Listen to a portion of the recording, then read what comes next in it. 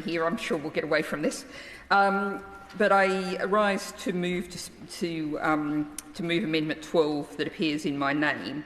And in some ways we're returning to some of the issues that we were discussing in the first group, which is definitions of traditional or natural. If a genetic technology breeding process has been granted a patent under international or national law, then novelty is a condition of acquiring a patent. Therefore, how can it be traditional or natural?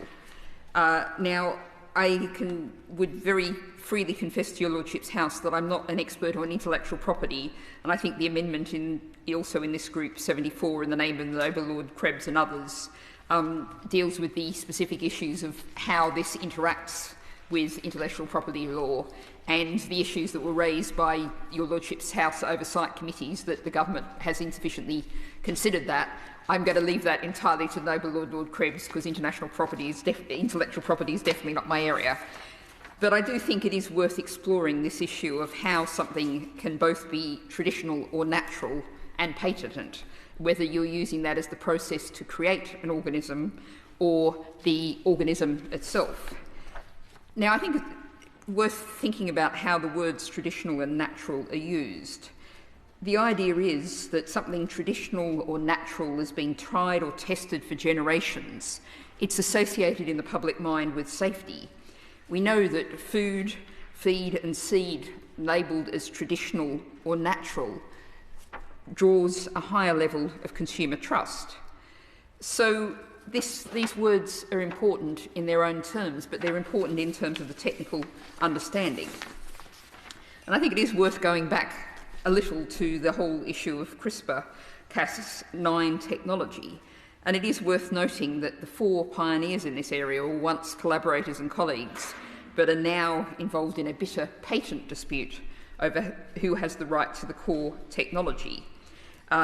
They are said to have collectively paid 16 million euros in legal fees, collectively proving that their technology is novel, invented and industrial, which really does seem to mean that it can't be also traditional and natural. And I note that one of those inventors, Jennifer Doudna, who signed a deal in 2015 with DuPont to serve gene-edited maize to the American consumer.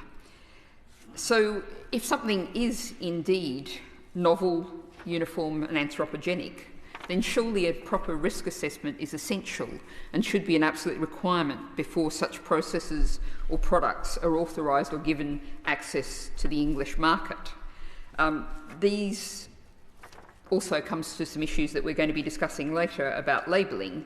Surely consumers and farmers have a right to know whether their purchases are novel, untested, artificial, synthetic or human-made, as indeed the existence of a patent says that they must be. So, my Lords, this is an amendment that really seeks to bring coherence to the bill. It doesn't primarily deal with the issues of patents as such, but it shows how patents and the claims of this bill simply do not fit together. I beg to move. Amendment proposed. Clause 1, page 1,